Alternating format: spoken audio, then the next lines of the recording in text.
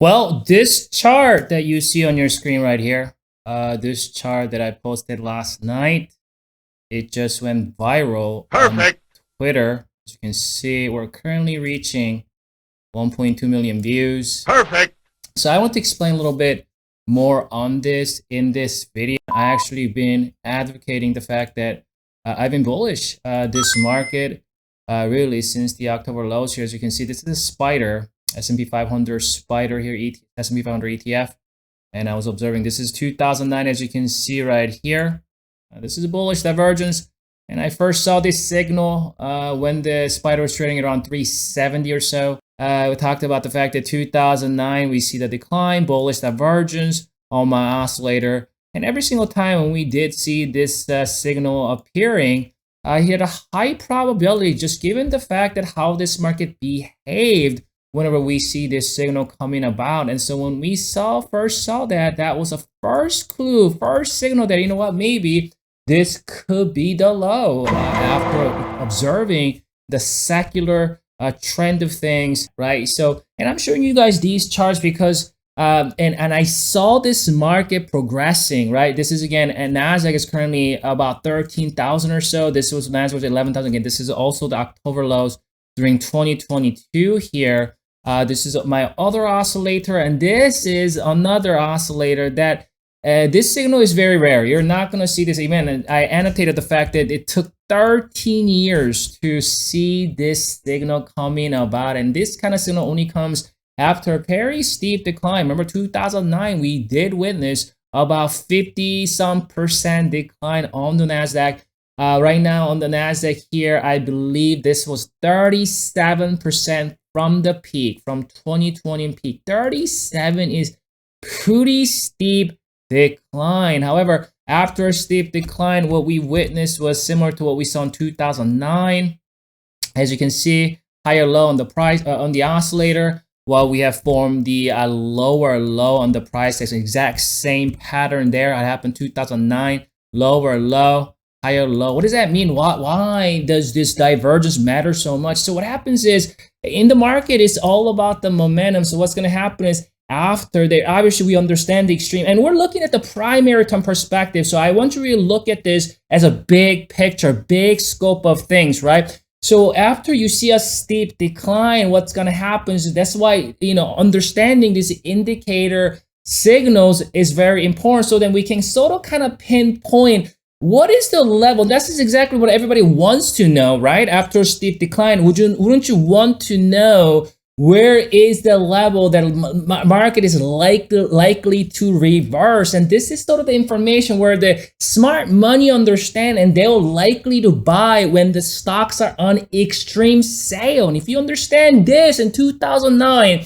if you bought anything and held next, I don't know, 5, 6, 7, 8, 9, 10 years, and this is how the long-term, true long-term investors make money in the market, when everybody else out there just hustling in the streets every single day, going in and out, getting chopped to death, getting stopped out here, stopped out there, and always calling for the 1929 Great Depression, 2009, 2008 financial crisis. I mean, I've heard 1929 and 2008 every single corrections, every single time when we have any sort of shaky market. You hear that, right? You guys remember 1929 2.0, that was 2020.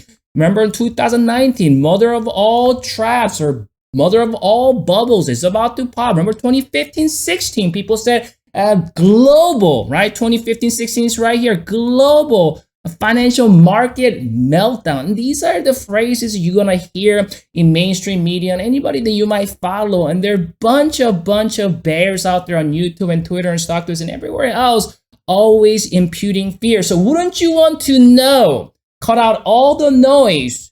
Wouldn't you want to know what are the, because you definitely want to go against the crowd, right? Because the market always follows the majority. So wouldn't you want to know potential level where after a steep decline, what could be the level this market could potentially see a major reversal? So what happens is market puts in, after a steep decline, market puts in that final low. That's the final lower low. That's the one, because again, the market is one, it's all about momentum. Can you imagine if you're going down with your car, you're driving down quite fast, and then you're trying to stop. Does your car stop just right away? Does it need does it need to kind of have that little, because you know you're still in that forward moving momentum, and you can't just stop it right away. You need that stop once, slow down, and then you, because of the momentum is going to carry you, there will be that one last and then you slow down. That's sort of the signal we're looking for here when we are looking at these divergence signals. So when you see the market coming down quite heavily, you see it slows down, goes up, comes back down. There's one last hoorah to the downside, but that oscillator doesn't believe in it. That's why we got the higher low. So what happens is a price makes lower low, but the oscillator makes higher. What that means is there are clandestine buyers. There are buyers out there, right? Smart money is buying in that vest, and not only they're buying, they're holding. And then when we have a higher low on the price or higher low on the oscillator, we reverse back up, and the rest is history, right? And that's the signal that we saw back in 2022 October. Perfect. We go here. So I first came across right here. So this is obviously, you can see here right there. So you can see when the NASDAQ was 11,000. This is literally the somewhere near like October, September, you know what I'm saying? August, somewhere in that vicinity when NASDAQ was hovering 11,000 mark. So while everybody else was out there looking for financial crisis meltdown or 1929 Great Depression, I was looking for potential level where this market could potentially see a major reversal. And obviously, think about it. We haven't had that bullish divergence yet. So you have to put all that together. But what I came up with, okay, so you can see the reason why this is valid, right? It's not just because I just picked two random year together. It's like, oh my God, I'm just putting 1982 and 2022 together and see if it fits. And that's not what I'm coming about. What you have to understand is the overall secular trend of things, because we as men and women, human beings, were predictable. If anybody observed you for the last, I don't know, couple years or something like that, you probably gonna do similar things every time you're dealt with, I don't know, difficult situations, something like that. You're gonna go for that comfort food, you're gonna go for a walk, whatever you do, maybe go for a run or jog or workout, whatever it is that you're gonna do in a certain climate, certain environment, you're gonna do something whenever you deal with that, so you can come out of it, where you can be comforted, or you know what I'm saying, to deal with that climate you're dealing with. You're gonna react certain way, and you're gonna continue to do that. That's exactly, just because the market is a similar way, you have to understand this is us. This graph right here, this lines, this fear and greed, it is us. The majority of the market participants making decisions to buy or sell. So what we have to understand, what does this market do? Whenever we see, you can see, what we have to understand is that we have these V-shaped reversal, right? We've been blessed with these V-shaped reversals. What happened was, during 1982, what happened was, so the reason why we want to study this, the study this past, because again, we all know the old wisdom, study the past if you define the future.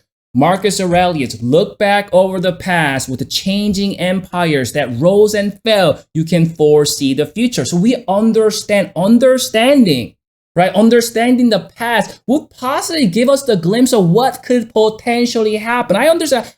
You know what I mean? I agree with the Mark Twain. History does not repeat. It rhymes, because it's not going to be exactly the same. And you'll see how even these two charts are extremely similar, but they're not exactly the same. So what we want to understand is, okay, we want to see the pattern, the behavior, how this market react whenever it is dealt with this sort of type of scenario, this sort of type of climate and environment. So what happens in 1979, we are met with a very abrupt sell-off, very similar to 2019. Do you guys remember in 2019? All of a sudden, out of nowhere, markets started just crashing down very, very fast. It spooked a lot of people. But what happened? We V-shaped higher.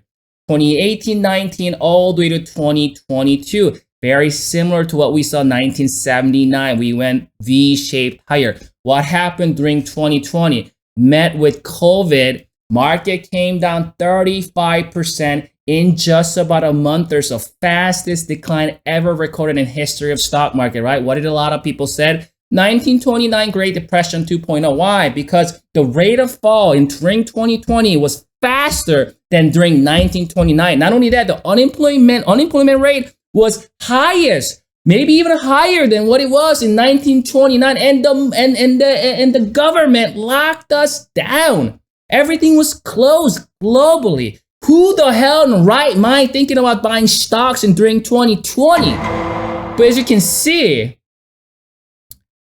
only few did, and only few truly able to grab that rally. But what we can see right here, have a very abrupt sell-off. Isn't that interesting? We have a very, very similar move in 1980. This thing just comes straight down. But what happened?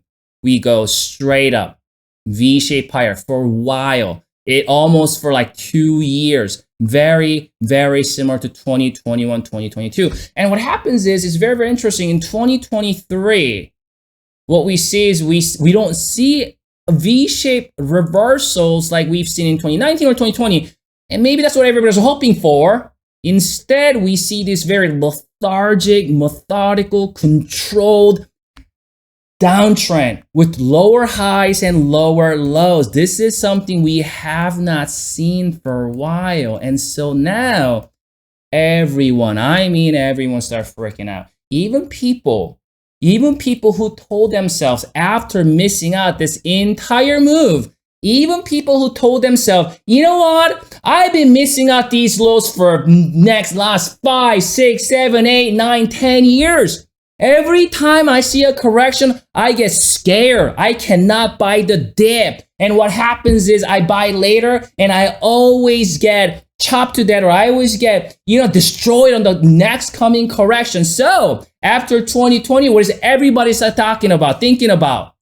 Because remember, most people missed out on this low. Remember, death toll rate, they locking us down. The unemployment rate is at its highest. The 1929 2.0, that phrase is everywhere. I mean, entire world was in fear. Is anybody buying stocks during 2020? If anybody's buying, people be looking at them and say, you're a crazy person. Who the hell in the right mind buying stocks during 2020 when everything is looking freaking scary, right?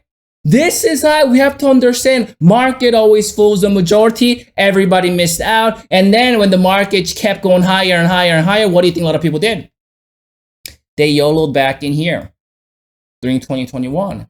And a lot of them, people who went cash during the 2020 lows, maybe they're coming back in. Not only that, they're telling themselves, next time we see a huge correction, I'm going to buy it. I'm going to buy that correction. Market did not like that one bit, because the market must always fool the majority market participants. So now a lot of people are believing that this time we're going to see, I don't want to miss another V shape. That didn't happen. I don't want to miss another V shape. That didn't happen. So then now people are very much discouraged. Now a lot of people, and I think especially that 2022 October decline right here, this decline, I think it almost killed most people out of the market, because it looked as though you see that move. I think a lot of people, that's it. That's gonna be it. This move is gonna look like 2019 or 2020. And then when it fell back, made new low, I think a lot of people, I remember the investor survey sentiment, right? Investor survey sentiment, the bearishness was at its highest when NASDAQ or S&P fell in that October lows, during that October low. So this right here was literally, it killed everyone, right? It killed everyone. So market had to do that because remember, market always rewards the few and fools the majority, right? So that's 2023. And what we've been witnessing this year since the October lows, it's not same, but it's extremely similar because of what we're witnessing is NASDAQ and semiconductor is up 30 to 40% year to date this year, trumping everything else. And that's exactly what, I don't know if you guys remember, during 2020, people were complaining the fact that the banks, the Dow, and the small caps were lagging. 2020 move was fueled by the NASDAQ and semiconductor. Semi and NASDAQ led the entire market. Right now, that's exactly what's happening here. So you see, we have to understand psychological behavior of this market because it's not just some sort of random computers doing all this. It's us. It's all the people who's participating in this market. We have to be smarter than 95% market participants every single time. So when the market is coming down this way, it's imperative we understand when everybody's exiting, usually they do near the lows, you have to look at this and say, you know what? Is this gonna be an opportunity for me? So you can see from this video that I actually talked about this 2 weeks ago. You can see that 2 weeks ago, I already talked about it on my YouTube, talking about 1983, 2023. Market's trend just shifted, and that was 2 weeks ago. But I you know what? It's my first time seeing my tweet going viral here, 1.2 million views with all these engagements. So I just thought I would do a video and I'll just explain what's behind this chart so that people have a better understanding.